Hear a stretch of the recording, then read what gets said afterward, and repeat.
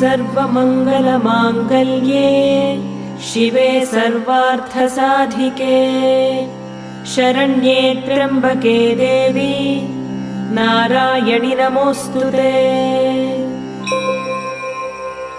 अस्य श्रीललिता सहस्रनाम स्तोत्रमाला मन्त्रस्य वशिन्यादिवाग्देवता ऋषयः अनुष्टुप् छन्दः श्रीललिता परमेश्वरी देवता श्रीमद्वाग्भवकूटेति बीजम् मध्यकूटेति शक्तिः शक्तिकूटेति कीलकम् श्रीललिता महात्रिपुरसुन्दरी प्रसादसिद्धिद्वारा चिन्तितफलावाप्त्यर्थे जपे विनियोगः।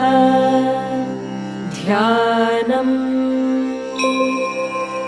सिन्दूरारुणविग्रहाम् त्रिनयनाम् माणिक्यमौलिस्फुरत्तारानायकशेखराम् स्मितमुखीमापीनवक्षोरुहाम् पाणिभ्यामलिपूर्णरत्नचषकम् रक्तोत्पलम् बिभ्रतीम् सौम्याम् रत्नघटस्थरक्तचरणाम् ध्यायेत्परामम्बिकाम्।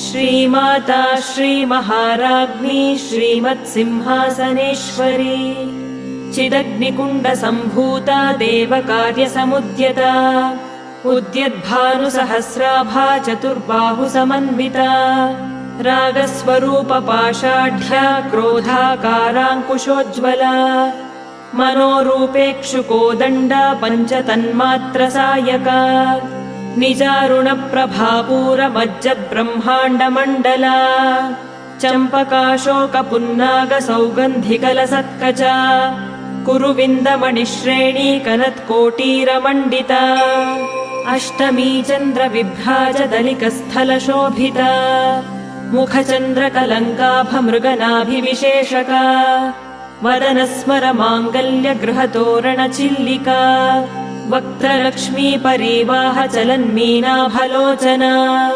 नवचम्पकपुष्पाभनासा दण्डविराजिता ताराकान्तितिरस्कारिनासाभरणभासुरा कदम्बमञ्जरीक्लुप्तकर्णपूरमनोहरा ताटङ्कयुगलीभूततपनोडुपमण्डला पद्मरागशिलादर्शपरिभाविकपोलभूः नवविद्रुमबिम्बश्रीन्यक्कारिरदनच्छदा शुद्धविद्याङ्कुराकारद्विजपङ्क्तिद्वयोज्ज्वला कर्पूरवीटिकामोदसमाकर्षद्दिगन्तरा निजसल्लापमाधुर्यविनिर्भर्त्सितकच्छपी मन्दस्मितप्रभापूरमज्जत्कामेशमानसा अनाकलितसादृश्यचुबुकश्रीविराजिता कामेशबद्धमाङ्गल्य